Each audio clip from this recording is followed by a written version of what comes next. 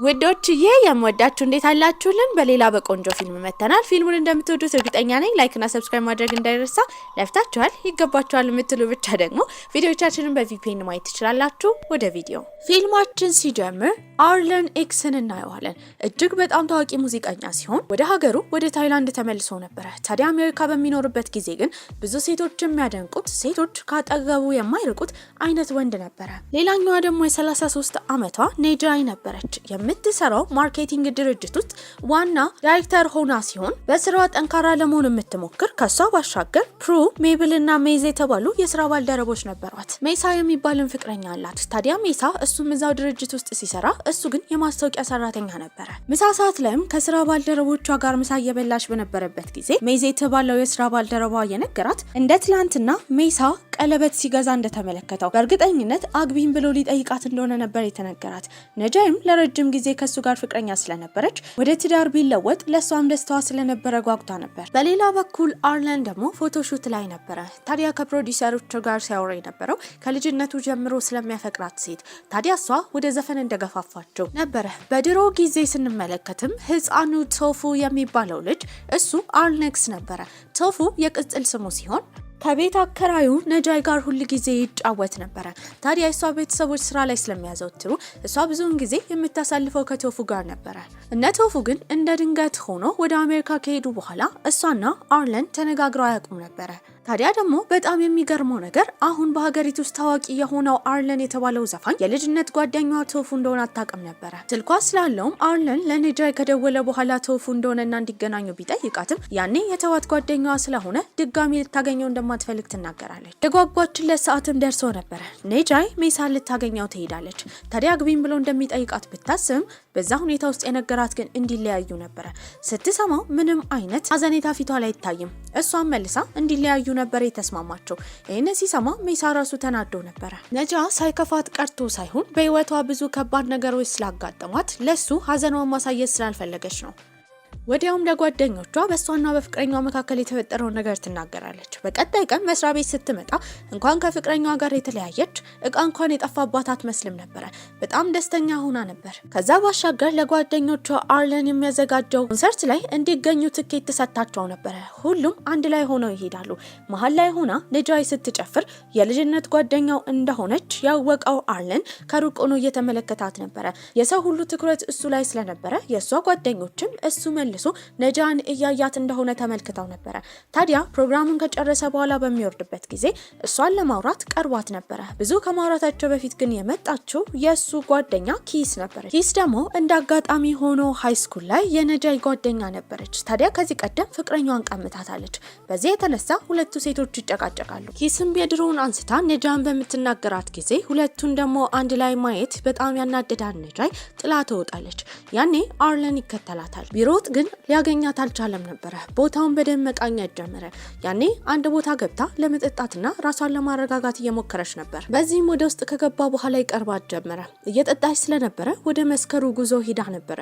በዛ ሰዓት ሲጠይቃት የነበረው ስለ ልጅነት ጓደኛዋ ቶፉ ስለተባለው ልጅ ነው። እሷም በተደጋጋሚ ከልጅነቱ ጀምሮ መጥፎ እንደነበረና አስቸጋሪ እንደነበረ ትናገራለች። ታዲያ የምታወራውን ወሬ አንድም ሰው ሰምቷት እንደማያውቀው ብዙ እየቀባጠረች ነው። ፊትለፊቷ ያለው ግን ቶፉ እንደሆነ አላወቀች። ቤትም ስትገባ ከኋላ እየተከተለ ሰላም መግባቷን ለማረጋገጥ እየሞከረ ነው። በዚህም የይለፍ ቃሏን በምታስገባበት ጊዜ የበር ቁልፏን ለአደጋ ጊዜ ብሎ ሸምድዶ ነበረ። ክፍሏ ውስጥም ከገባች በኋላ ፍቅረኛዋን ሜሳን እያስታወሰች ስቅስቅ ብላ ታለቅሳለች። እንደምታዝን ያወቁት ጓደኞቿ ግን ከእሷ ጋር ጊዜ ለማሳለፍ ወደ ቤቷ መጥተው ነበረ። በዚህም ስለ ፍቅረኛ እያወሩ በነበረበት ጊዜ ነጃይ በአሁን ጊዜ ጥሩ ወንድ ማግኘት ከባድ እንደሆነ ትናገራለች። ጓደኛዋ ፕሪዩን በበኩሏ በጣም ሀብታም ወንድ ዴት እያደረገች እንደሆነና ነገር ግን ቁም ነገር የሆነ ግንኙነት ከሱ ጋር እንደማትጀምር ታሳውቃለች። ከዛ ባሻገርም ልጁን ለማታለል የውሸት ስም ነበር የተጠቀመችው። በቀጣይ ቀንም ወደ መስሪያ ቤት ነጃይና የቀድሞ ፍቅረኛዋ ሜሳ አንድ ላይ የሚሰሩበት ፕሮግራም ነበር። ታዲያ ግን እሱ ከዚህ በኋላ በአስተዋዋቂነት እንደማይሰራ ይናገራል። ይህንን ስትሰማ ለድርጅቱ ከባድ ነገር እንደሆነ በማረጋገጥም ቀጥታ እሱ ቤት ነበር የሄደችው። እሱም ይጮህባት ጀመረ። ያ የረጅም ጊዜ ግንኙነታቸው በአንዴ ይብቃ በሚልበት ሰዓት እሷን በመስማማቷ እንደማትወደው እንዳረጋገጠ ደነገጠ። ታዲያ ራሱን ለማረጋጋት ደግሞ ለትንሽ ጊዜ አብሯት እንደማይሰራ ይናገራል። ያኔ ስቅስቅ ብላ አጠገቡ ቁጭ ብላ ታለቅሳለች። በዚህም ስሜቷን ለማሳየት እየሞከረች ነበረ። እሱ ግን አብረው እንደማይሆኑ ቆርጧል። በሁለቱ መካከል መቀራረብ ሊፈጠር ሲል ግን ያኔ የመጣችው ኪስ ነበረች፣ የእሷ የድሮ ጓደኛ። በዚህም እሷ አንገት ላይ የተመለከተችው ከዚህ ቀደም ሜሳ ገዝቶታል የተባለውን ቀለበቶች እንደ አንገት ሐብል አድርጋው ነበረ ኪስ። ይህንን ባየችበት ጊዜ ትናደዳለች። ታዲያ ከእሷ ጋርም ድብድብ ገጥመው ነበረ። በዚህ ጊዜ ሊያገላግል ወደ ውስጥ የገባው ከኪስ ጋር ወደዛ የመጣው አርለን ነበረ። ካረጋጋትም በኋላ ተናዳ የወጣችውን ኔጃይን ይከተላት ጀመረ። በዚህም በጣም ተናዳለች። በሌላ በኩል ደግሞ ኪስ ከሜሳ ጋር ቁጭ ብላ እያወራች ነበረ። ኪስና ሜሳ ከኔጃይ ጋር ከመሆኑ በፊት የፍቅር ግንኙነት ነበራቸው። ታዲያ ግን ያንን ቀለበት እሱ እንዳልሰጣትና ኔጃይ ባልተገባ መልኩ እንደተረዳች ኪስ እያወራች ነው። አርለን ደግሞ ኔጃይን ቁጭ አድርጎ በተደባደበችበት ጊዜ እጆቿ ስለቆሰሉ ኔጃይም ከወጣች በኋላ ቀጥታ ያየችውን ቅንጡ መኪና ስፖኪዮ ነበር የሰበረችው የኪስ ስለመሰላት ነበረ። ያ መኪና ግን የአርለን ነበረ። ታዲያ አርለንም የቆሰለ እጇን ቀስ ብሎ አረጋግቶ ያክምላት ጀመረ። በቀጣይ ጊዜም ወደ መስሪያ ቤት ምንም እንዳልተፈጠረ ተቀላቅላ ከሜሳ ጋር እያወራች ነበረ። ታዲያ ለድርጅታቸው የተለያዩ ልብሶች እየተመረተ ስለሆነ አስተዋቂ ሞዴል ያስፈልጋቸው ነበር። የተለያዩ ሞዴሎችን ቢያዩ አንድም አልተስማሙም ነበረ። ያኔ ሜሳ እንደ ሞዴል ያቀረበው ኪስን ነበረ።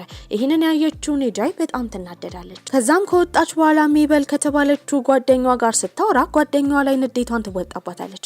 ሜበልም ተናዳ ስለነበረ በጣም ይቅርታ ጠይቃ እየሮጠች ትወጣለች። ያኔ ሜዝ የተባለው ጓደኛዋ ነበር የተከተላት።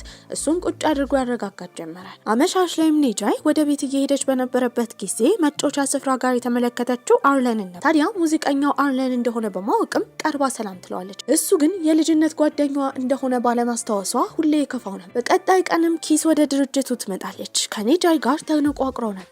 በመቀጠል ግን ግድ ይሄ ስራ ስለሆነ ቁጭ ብለው ስለ ድሯቸው ያወሩ ጀመር። ከሜሰን ጋርም ከዚህ ቀደም የፍቅር ግንኙነት እንደነበራት ኪስ ታስረዳለች። ከዛ ጊዜ በኋላ ኔጃይ ከሜሳ ጋር ስለተለያየች አሁን ስትቀራረብ የነበረው ከአርለን ጋር ነበረ። ታዲያ አርለንም እንደሚወዳት እያሳየ አብሮ ጥሩ ጊዜ እያሳለፉ ነው። እስካሁን ግን ማንነቱን አላሳወቃትም ነበረ። ከኪስ ጋር ግን ድርጅት ውስጥ መስራት በጣም ከባድ ነበረ።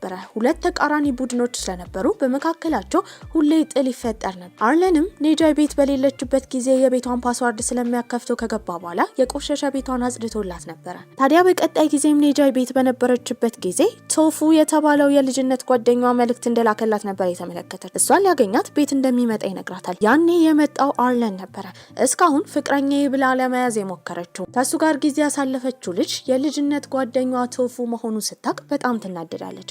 ምክንያቱም 26 ዓመቱ ነው። በ7 ዓመት ከምትበልጠው ልጅ ጋር ምንም አይነት ግንኙነት እንደማይኖራት እርግጠኛ ነበረች።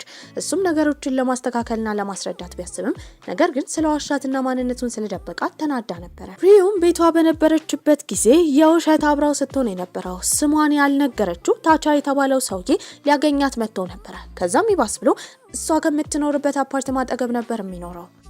በቀጣይ ጊዜም ኔጃይ ወደ ቤት በምትመለስበት ጊዜ ቤት ውስጥ ያገኘችው አርለንን ነበረ። አብሯት ለመኖር ተዘጋጅቶ ነበረ። ከዚህ በኋላ እዛ ቤት እንደሚኖር ሲነግራትም ስለደበቃት አሁንም ቂም ስለያዘችበት ትጣላው ጀመረ። በሁለቱ መካከል ሊኖር የሚገባው ግንኙነት የእህትና የወንድም እንደሆነ ከልጅነት ጀምሮ ጓደኛሞች እንደሆኑና በመካከላቸው የእድሜ ልዩነት ስላለ ከዚህ በኋላ በፍቅር አስተያየት እንዳይመለከታት በጩኸት ታስረዳዋለች። በሌላ በኩል መስሪያ ቤት ያሉት ሜበልና ሜዝም እየተቀራረቡ ነበረ። ሜበል አሁን ያለችበት ሁኔታ ጥሩ አልነበረ። በዚህ ጊዜ ታለቅስ ጀመረ። ያኔ ጓደኛዬ ነው ብላ ያሰበችው ሜዝ እንባን ከጠረገ በኋላ ይስማታል። የኔጃይ ቀድሞ ፍቅረኛ ሜሳ ደግሞ መጠጥ ቤት በሚገባበት ጊዜ እንዳጋጣሚ ሆኖ የተገናኘው ከኪስ ጋር ነው። ኪስ የቀድሞ ፍቅረኛዋን በዚህ አይነት ሁኔታ ማየት ውስጧ መረበሽ ስለፈጠረባት ብቻ አብረው እንዲመለሱ ነበር ጥያቄ ያቀረበችለት። እሱ ግን አብሯት እንደማይመለስ ያኔ ግንኙነታቸው ያበቃው እሷ ለስራ ካላት ፍላጎት የተነሳ ስለሆነ አሁንም አርፋ ስራው ላይ እንድታተኩር ነበር ይነገራት። ተናዳ ኪስ ከሄደች በኋላ ሜሳ ብዙ መጠጥ ስለጠጣ እዛው ይተኛል። ባርቴንደሩም ስልኩን ካነሳ በኋላ መጀመሪያ ስልክ ቁጥር ያገኘው የኔጃይን ስለሆነ ለኔጃይ ይደውልላታል። እሷም ወደ ቤቷ ይዛው ሄዳ ነበረ። ታዲያ በጠዋት ግን እሷን ለማግኘት የመጣው አርለን ነበረ። በዚህም አርለን ሜሳን እዛ በሚያይበት ጊዜ በጣም ይናል። ሁለቱ ወንዶችም እሷ ምክንያት ይፎካከሩ ጀመረ። አርለንም እሷን በጣም እንደሚያውቃት ለማሳየት ከልጅነታቸው ጀምሮ የነበረባትን ችግሮች አንድ ባንድ እየነቀሰ እያወራ ነበረ። በሌላ በኩል የኔጃይ ጓደኛ ፕሪዩም ሆስፒታል በሄደችበት ጊዜ ያለ እድሜ ልጅ የመውለድ ችግር ሊያጋጥማት እንደሚችል እየተነገራት ነበር። ይህንን ሕክምና ካደረገች በኋላ ወደ መስሪያ ቤት ትገባለች። ነገር ግን ኔጃይም ሆነች ሌሎች የስራ ባልደረቦቿ ፕሪዩ ላይ ትኩረት አላደረጉም ነበረ፣ ስራቸው ላይ ነበር። ፕሪዩም ትልቅ የብቸኝነት ስሜት ይሰማታል። ስራ ጨርሰው በወጡበትም ጊዜ ሜብልን ወደ ቤት ልሸኝሽ ያላት ሜዝ ነበረ። ታዲያ ከፍቅረኛዋ ጋር ብትጣላ አሁን ያለችበት ሁኔታ ጥሩ ባይሆንም መኪና ውስጥ በነበረችበት ጊዜ ፍቅረኛዋ እሷን ለማግኘት እንደመጣ ወደ መስሪያ ቤት ስትመለከት ከመኪናው ወርዳ ሜዝን ትታ እየሮጠች ፍቅረኛዋ ጋር ነበር ሄደችው። በቀጣይ ቀን ድርጅት ውስጥ የኔጃይ ቡድንና የኪስ ቡድን ሁለቱም የተመረተውን ልብስ ለማስተዋወቅ ይፋ አድርገው ነበር። ታዲያ ግን የኔጃይ ቡድን ያገኘው ተመልካች በጣም ትንሽ ነበረ። ከዛ ባሻገርም የእሷ ስራ ባልደረባ እንዲሁም ጓደኛ የሆነችው ፕሩ ወደ ስራ አልመጣችም ነበረ። ይሄ የእነሱ ቡድን ላይ ችግር እንዲፈጠር አድርጓል። ታዲያ በተፈጠረባት ነገር በጣም ተናዳለች። ቤት ከገባችን በኋላ ያስተዋለችው ከሜሳ ጋር ከተለያየች ጊዜ ጀምሮ ለሱ ያላት ፍቅር በጣም እንደጨመረ ነው። ድርጅት ውስጥ ደግሞ ስራ ስትሰራ ስላልተሳካለት ያለችበትን ሁኔታ እንዳለ ለአርለን ትነግረዋለች። አርለንም እሷን ሊያረጋጋት እየሞከረ ነበረ። በዚህ መሀል ግን የተረዳው ልክ እሱ እንደሚወዳት እሷ መልሳ እንደማትወደው ነበረ። በቀጣይ ቀን መስሪያ ቤትም ከሄደች በኋላ እንደ ትላንትና የሰራችው ማስታወቂያ ስኬታማ ስላልሆነ እሷንና ቡድኗን ሜሳ ተቆጥቷቸው ነበረ። ሜሳን ለማግኘት ኪስ ወደ ድርጅቱ በመጣችበት ጊዜ አብረው እንዲመለሱ አሁንም ጥያቄ ብታቀርብለት በውስጡ በጣም ቢወዳትም አብሯት መሆን ቢፈልግም አሁንም ግን እምቢ ነበር ያለው። ስራዋን ጨርሳ አመሻሽ ላይ ወደ ቤት የገባችው ኔጃይ ሁሉን ነገር ከውስጧ ለማውጣት በመፈለግ ምክንያት ከአርለን ጋር እያወራች ስፖርት ይሰሩ ጀመረ። ታዲያ በመቀጠልም ቁጭ ባሉበት ጊዜ አርለን ስሜቱን ለመናገር እየሞከረ ነበረ። ሁል ጊዜ እንደዚህ አይነት ርዕስ ሲያነሳ እሱ ልጅ ነው ብላ ስለምታስብ ልታወራ አትፈልግም። ያን ቀን አውርታ በቀጣይ ቀን ደግሞ እሷ አጠገብ አልጋው ላይ ተኝታ ነበር የነቃችው። በመቀራረባቸው አርለን ደስተኛ ነበረ። ሌላኛዋ ደግሞ ፕሩ ነበረች። ታዲያ እሷ እንደተለመደው ሆስፒታል ሄዳ ቼክአፕ በምታደርግበት ጊዜ ሲነገራት የነበረው እርጉዝ እንደሆነች ነበረ። ከዛ ባሻገርም እርግዝናው አስደንግጧታል። ከማን እንደረገዘችም አታውቅም። ለኔጃይም ሁሉን ነገር ትነግራታለች። ታዲያ ስለዚህ ልጅ ማንኛውንም አይነት ውሳኔ ብትወስን አብራት እንደምትሆን ኔጃ ያሳውቃት ነበረ። በቀጣይ ጊዜም ጥሩ ስሜት ላይ የሆነችው ፕሩ ወደ ድርጅቱ ትመለሳለች። ታዲያ አሁን ቡድናቸው ተሟልቶ ነው። በዚህም የተነሳ ልጁን ለማሳደግ ትልቅ ፍላጎት ፕሩ አድሮባን ነበረ። ነጁም አሁን በጣም ተረጋግታለች። በዚህም የተነሳ ቡድኗን የሚናገር አንድ ሰው አትምርም ነበረ። ቡድኗን ወክላ በደንብ ትናገራለች። በቀጣይ ቀንም ሌላ ቆንጆ ማስታወቂያ ነበር የሰሩት። ኪስም እንደ ሞዴል ሆና ረድታቸው ነበረ። በዚህ የተነሳ የአሁኑ ማስታወቂያቸው ጥሩ ደረጃ ላይ ደርሷል። በኪስና በኔጃይ መካከል ትልቅ ችግር ቢፈጠርም ስራ ላይ ግን አንድነታቸውን ለማሳየት ይሞክራሉ። ስራቸውን ጨርሰው በወጡበት ጊዜ ኪስን ለመውሰድ የመጣው ሜሳ ነበረ። ኔጃይን በተመለከተችበት ሰዓት ሁለቱ ፍቅራቸውን መልሰው እንዳደሱና አብረው እንደሆኑ ነበር የተመለከተችው። በዚህም በጣም ትቀናለች። ይህን ክፍተቷን የሚሞላላት አርለን ነበረ። በተቃራኒው ከአርለን ጋር ደግሞ በጣም እየተቀራረበች ነው። በቀጣይ ቀንም መስሪያ ቤት ውስጥ በነበረችበት ጊዜ ኔጃይ አብረው ምሳ እንዲበሉ ሜሳ ይጠይቃታል። በዚህም ተስማምታ ልትሄድ ስትል ግን የተከተለቻቸው ኪስ ነበረች። ታዲያ በሁለቱ መካከል ጥል ተፈጥሯል ብሎ ያላሰበው ሜሳ ነበረ ምሳ አንድ ላይ እንዲበሉ ይጋበዛቸው። በሱ ምክንያቱም ሁለቱ ሴቶች ይፎካከሩ ጀመረ። ታዲያ ወደ ቤትም በገባችበት ጊዜ ምንም ቢሆን ስሜቷንና የምትወደውን ሰው መከተል እንዳለባት አርለን እየመከራት ነበረ። ሜብል ደግሞ አሁን ከፍቅረኛዋ ጋር ብትታረቅም ደግማ እየተጣላች ነበረ። ታዲያ እሱ ጠበቃ ለመሆን ፈተና ነበረው። ይህንን ፈተና ከወደቀ ግን አብረው እንደማትሆን ትነግሯለች። ታዲያ እሷ የምትፈልገው የሱን ስኬት ብቻ ነው ብሎ በማሰብም አሁንም ፍቅረኛዋ ሊጣላት ችሎ ነበረ። ታቻ ደግሞ ስሟን እንኳን ያልነገረችውን እስከዛሬ ልታገኘው ያልፈለገችውን ፕሩን ለማግኘትና አብሯት ለመሆን ስለሷ ቁጭ ብሎ እያሰበ ነበረ። ቀናቶች ባለፉ ቁጥር ግን ሜሳና ኪስ እየተቀራረቡ አልነበረም። ይበልጥ ግንኙነታቸው ክፍተት እየፈጠረ ነው። አሁንም ልክ እንደ ድሮ ስራዋን እያስቀደመች ስለሆነ አብረው እንደማይቀጥሉ ይነግራታል። ታዲያ ከኪስ ጋር ከተለያየ በኋላ ሜሳ ወደ እሷ ነበር የመጣው። በዚህም ሙዚቃ ፕሮግራም ስላለ አብረው እንዲሄዱ ኔጃይን ይጠይቃታል። በጣም ደስ ብሏት ልብስ መርጣ ነበር የሄደችው። ይህንን ያደረገው ግን ኪስን ለማናደድ ነበር። ታዲያ እዚህ ነገር ላይ የደረሰበት አርለንም ሜሳን ሊያናግረው ይሄዳል። ታዲያ ሜሳም ዝም ብሎ የራሱን ህይወት እንዲኖርና በእነሱ ህይወት ጣልቃ እንዳይገባ ነበር የነገረው። ከዚህ በላይ መዋሸት የደበረው ሜሳይ ደግሞ ኔጃይን ይቀርባትና የነገራት ወደዚህ ያመጣት ለሷ የፍቅር ስሜት ኖሮት ሳይሆን ኪስን ለማስቀናት እንደሆነ ያሳውቃታል።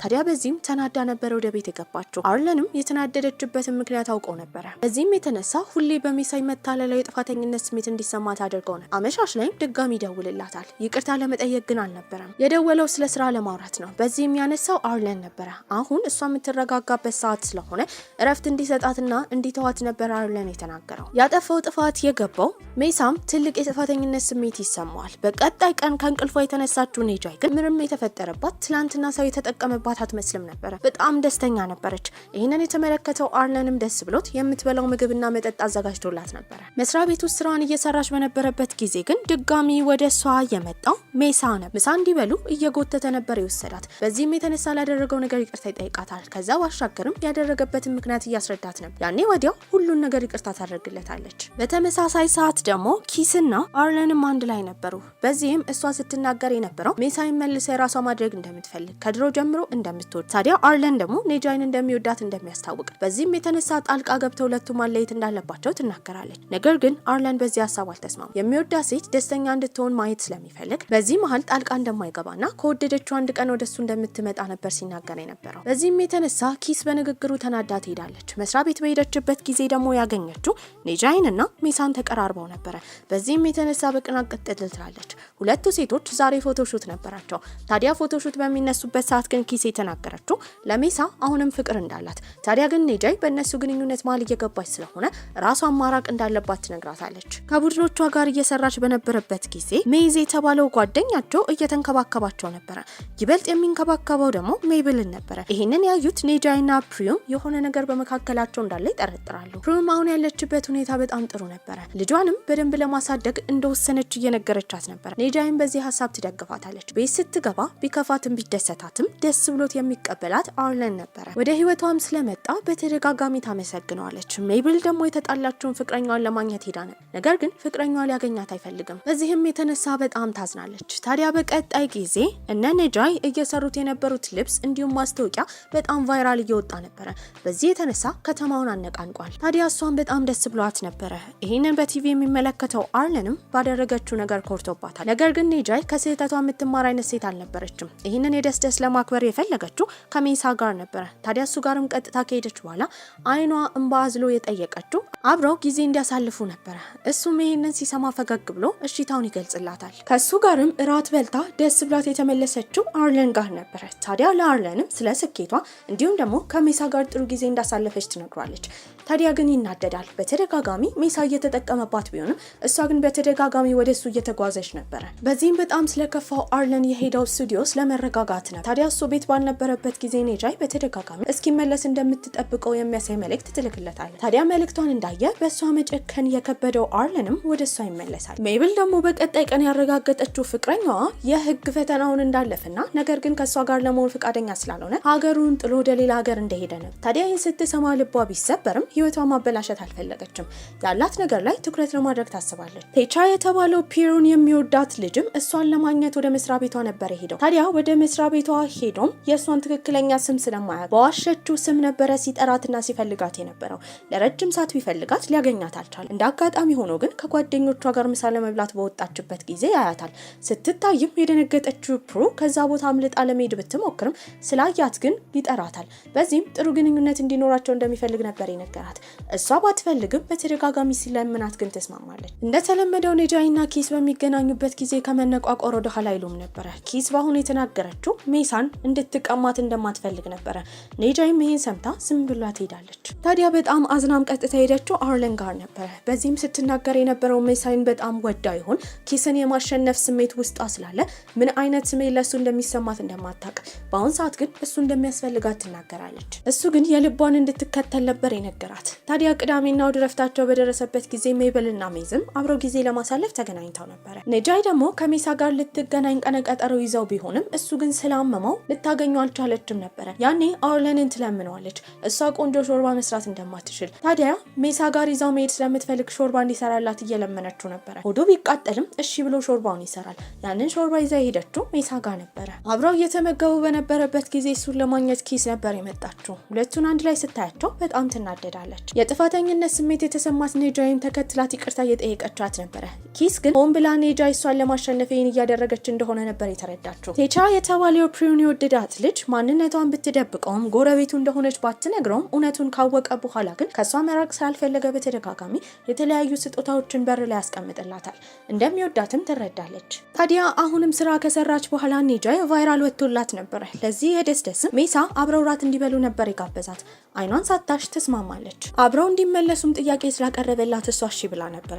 ታዲያ ግን አርለን ለእሷ የደስደስ ለማዘጋጀት አበባ አዘጋጅቶ ቤት እየጠበቃት ነበር። በዚህም 99 ቀን ሙሉ አብረው በመኖራቸው ሌላ ድርብ ደስታ እንደሆነ ቢናገርም እሷ ግን ከሜሳ ጋር እንደተመለሰች ነበር የተናገረችው። በዚህም የተነሳ ይናደድባታል። ታዲያ በቀጣይ ጊዜም ከሜሳ ጋር ምግብ ከተመገበች በኋላ ወደ ቤት ስትገባ በዝናቡ በስብሳ ነበር። ይህንን የተመለከተው አርለን ለምን ቤት ድረስ ሜሳ እንዳልሸኛት ይጠይቃታል። እሷም ትኩረት እንዳልሰጠችው ትናገራለች። ሜሳን ይህን ያለ ምን እንደምትወደው አርለን በሚጠይቃት ጊዜ በተደጋጋሚ እንደምታምር እንደሚነግራት ከመጥፎ ስሜትም እንደሚያወጣት ትናገራለች። ታዲያ ግን አርለን ይህንን ነገር በተደጋጋሚ ያደርግ ነበር። ታዲያ ግን ለሷ ሊታያት አልቻለም። ፕሩ ደግሞ እርጉዝ ከሆነች በኋላ ምርመራ ስታደርግ መንታ እንደሆኑ ነበር ያረጋገጠችው። ሜሳና ኔጃይም ስራ በሚሰሩበት ጊዜ ትንሽ ስህተት ስትሳሳት እሷን ከመስደብ ከመቆጣት ወደ ኋላ አይልም ነበር። ወደ ቤት ከሸኛት በኋላ ያገኛቸው አርለን ነበር። በዚህም አርለን ሜሳን እያስጠነቀቀው ነው። እሷን እየተንከባከባት ካልሆነ በስሜቷ ከመጫወት ይልቅ ከሷ መራቅ እንዳለበት አርለን ቢነግረውም ሜሳ ግን ሲያሳውቀው የነበረው በህይወታቸው ጣልቃ እየገባ ያለው እሱ እንደሆነ ታዲያ ልጅ እንዳይሆንና እሷ እስካልፈለገችው ድረስ ከህይወቷ እንዲወጣ ነበረ ሜሳ አርለንን ሲያስጠነቅቀው ነበር። ሜሳም እሱን አናግረው ወደ ቤት በሄደበት ጊዜ በር ላይ ስትጠብቀው የነበረችው ኪስ ነበረች። ኪስን ግን ሊያናግራት አልፈልግም ትቷት ወደ ቤት ገብቶ በሩን ይዘጋዋል። ውስጡ ግን ከባድ የህመም ስሜት እየተሰማው ነበር። ኪስን በዚህ በጣም ስለተናደደች በቀጣይ ቀን እንደምንም ብላ ኔጃይን ከመስሪያ ቤት እንድትወጣና በህግ እንድትከሰስ የውሸት ልትፈጥር እንደሆነ የሰማው አርለን ይህንን ሀሳቧን እንድትተው ኪስን ለማዝናናት ይዟት ይወጣል። በሌላ በኩል ደግሞ ትላንትና ስለተቆጣት የጥፋተኝነት ስሜት የተሰማው ሜሳ ኔጃይን ይቅርታ እየጠየቃት ነው። ወደ ቤቱም መጣ ጊዜ እንዲያሳልፉ ጠይቋል ነበር። ታዲያ አንድ ዝግጅት ላይ ሜሳ ይዟት ይሄዳል። እዛ ዝግጅት ላይ ደግሞ የኪስ አዲስ ቡቲክ ልትከፍት ስለሆነ ጥሩ የመጀመሪያ ስራ ቅበላ አድርጋ ነበር። በዛ ዝግጅት ላይ እንደ ድንገት ኪስ ወሬ ያሶራችሁ እሷ አሁንም ሜሳን እንደምትወደው ነበር በቦታው የተገኘችው። ኔጃይ ደግሞ ይህንን ስትሰማ ትናደዳለች። ከዛ ባሻገርም ብቻውን ለማናገር ሜሳ ከሄደች በኋላ ኪስ ሜሳይን ይዛው ከሄደች በኋላ የጠየቀችው እውነት ኔጃይን እንደሚወዳት ነበር። ታዲያ ግን እወዳታለሁ ብሎ አልተናገረም። የተለያዩ ምክንያቶችን እየደረደረ ነው። እንደ አጋጣሚ እነሱን የተከተለቻቸው ኔጃይ ደግሞ ይህንን ትሰማለች። በዚህም እየዋሻት እንደሆነ ተረድታ ከፍቷት ነበር። ብቻውንም መጠጥ ለመጠጣት በሄደችበት ጊዜ የመጣው አርለን ነበር። ከዛ ቦታ ከወሰዳት በኋላ ሲነግራት የነበረው በጣም እንደሚወዳትና እሱ ሊጠብቃት እንደሚችል ነበር። የሱ ፍቅር ግን ጭራሽ አይታያትም። እሷን መጠጥ ቤት መግባት እንደምትፈልግና ብቻዋን ጊዜ እንዲሰጣት ነበር የነገረችው። ብቻዋንም ሆና ትጠጣለች። ውጪ ቆሞ ለረጅም ሰዓት እየጠበቃት ነው። ታዲያ ስላልወጣች ግን ወደ ቤት በሚመለስበት ጊዜ በዝናብ የበሰበሰ ሰውነቱን ፊት ለፊት ያገኘው ከሜሳ አጠገብ ነበር። ሜሳ ወደዛ የመጣው ይቅርታ ለመጠየቅ ነው። በዚህም አሁን ያለችበት ሁኔታ ኔጃይ በጣም ተጎድታ ስለሆነ ሁለቱ እንዲታረቁና ኔጃይ ደስተኛ እንድትሆን የፈለገው አርለን ያለችበትን ቦታ ይነግሯል። ሜሳም እዛ ሄዶ ይቅርታ ይጠይቃታል። ታዲያ ነገሩን እንደሰማችሁ እንዳልሆነና እሷን በጣም እንደሚወዳት ፍቅራቸውም እንዲታደስ እንደሚፈልግ ያሳውቃታል። እንደተለመደው ይቅርታ ታደርግለታለች። ታቻና ፕሪዩም ግንኙነታቸው በጣም እየዳበረ ቢሆንም የሷን የምርመራ ወረቀት ነበር ያገኘው።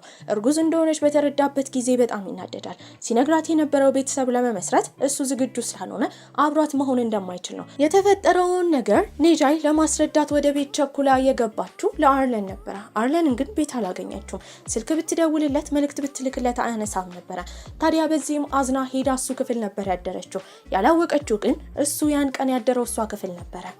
በቀጣይ ቀንም ሜሳ ለድርጅቱ በጣም ብዙ ስራ ስትሰራ የነበረችው ኔጃይ የስራ እድገት እንደሚያስፈልጋት ለዳይሬክተሯ ነበር የተናገረው። በዚህም የተነሳ እድገት እንድታገኝ ተደርጎ ነበር። ይህንን ያየችው ኪስ ግን ደስተኛ አልነበረችም። እርጉዝ እንደሆነች አውቆ ታቻ ከፕሪው ጋር ቢለያይም በተደጋጋሚ እየመጣ ግን የተለያዩ ስጦታዎችን ይሰጣት ነበር። ሜሳም አመሻሽ ላይ ኔጃይን ወደ አንድ ቦታ ለመውሰድ እሷ ቤት ሄዶ ነበር። ነገር ግን እሱ መምጣቱን ያላወቁት ኔጃይና አርለን እየተላፉ ነበር። የተመለከተው ሜሳን በጣም ይደብረዋል። በዚህም ግን ዝም ነበር ያለው። እሷን ወደ ሲኒማ ወስደው ሲኒማ አይተው እስኪወጡ ድረስ ምንም አይነት ጥያቄ አልጠየቃትም። ይሄ ነገር እሱን እያስከፋው እንደሆነ ያሰበችው ኔጃይን ቤት ከገባች በኋላ ለአርለን እንደምትነግረው እርግጠኛ ነበረች። እሱን ወደ ቤት ካስገባች በኋላ እያደረገ ያለው ነገር ልክ እንዳልሆነ በህይወቷ ጣልቃ እንዲገባ እንደማትፈቅድለትና በሁለቱ መካከል ሊኖር የሚችለው ግንኙነት የጓደኝነት ብቻ ስለሆነ ከቤቱ ለመውጣት እንዳለበት ትነግረዋለች። መስሪያ ቤትም ፕሪዩና ኔጃይ ስለ እርግዝናዋ እያወሩ በነበረበት ጊዜ የእነሱ ሁለት ጓደኞች ነበር የሰሙት። በዚህም በጣም ይገረማሉ።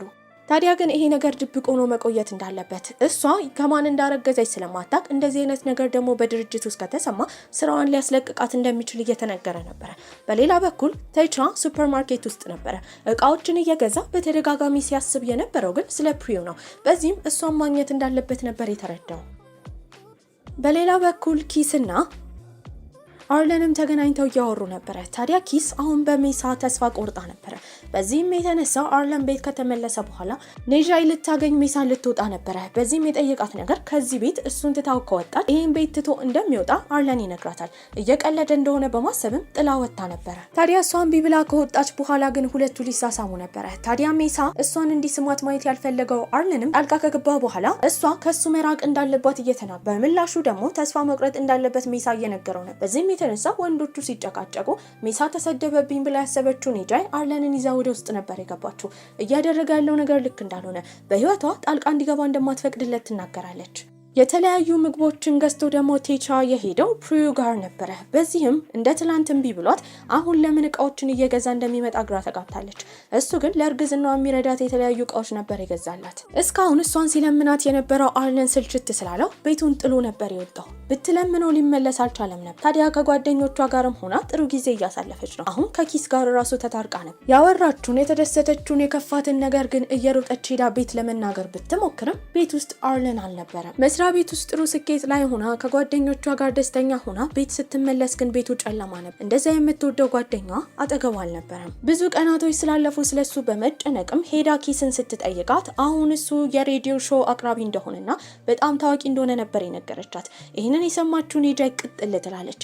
እሷ እሱን እያለች ስለሱ እያሰበች እንዲህ እየተጨነቀች እሱ ግን ስኬታማ መሆኑ አናዷት ነበረ። ፕሪዩም ማታ ቁጭ ብላ የልጆቿን አልትራሳውንድ እያየች ደስተኛ ነበረች። እንደ ድንገት በር ይንኳኳል። የመጣው ቴቻ ሰክሮ ነበር። በዚህም ገና ላልተወለዱ ልጆቻቸው የሚሆን ስጦታ እንደገዛ ይነግራታል። እዛው ሶፋ ላይ ይተኛል። ጠዋትም እንዲጠጣ ሾርባ አዘጋጅታለት ነበረ።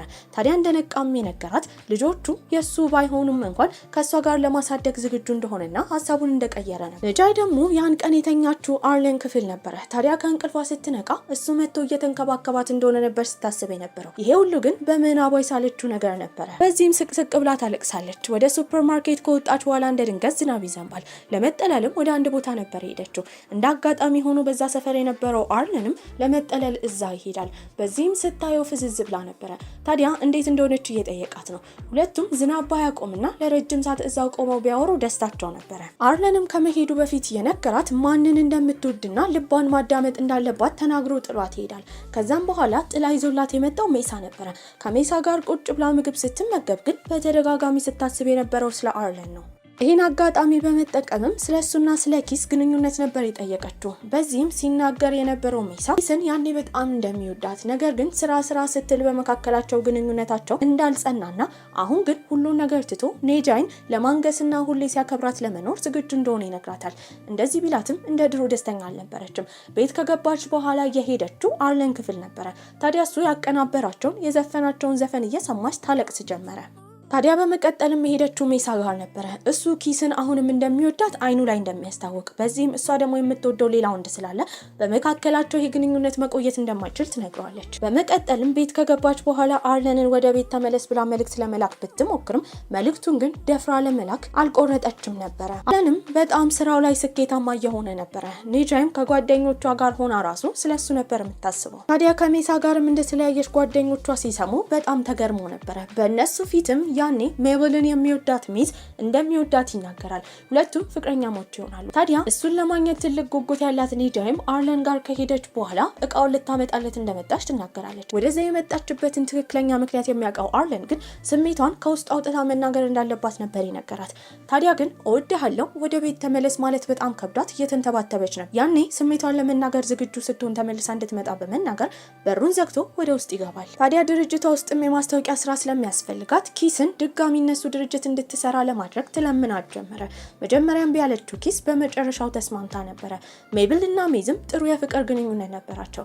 ከዚህ በላይ ከሱ መለየት ያልፈለገችው ኔጃይም አርለን ጋር በመሄድ በጣም እንደምትወደው ነበር የነገረችው። ሁለቱም ፍቅረኛሞች ይሆናሉ። ሜብልና ሜዝም ቃል እየተገባቡ ነበረ። ሁሌ ደስተኛ እንደሚያደርጋት ይነግራታል። አርለን እና ኔጃይን ፍቅረኛ ከሆኑ ጊዜ ጀምሮ በጣም ጥሩ ጊዜ ቢያሳልፉም ጓደኞቿ ሲመክሯት የነበረው አሁን እሱ በእድሜ በጣም ስለሚያንሳት በአጠገቡ ደግሞ በጣም ቆንጆ ሴቶች ሊኖሩ ስለሚችሉ እሱን በደንብ መከታተል እንዳለባት ነበረ ሲነግሯት የነበረው።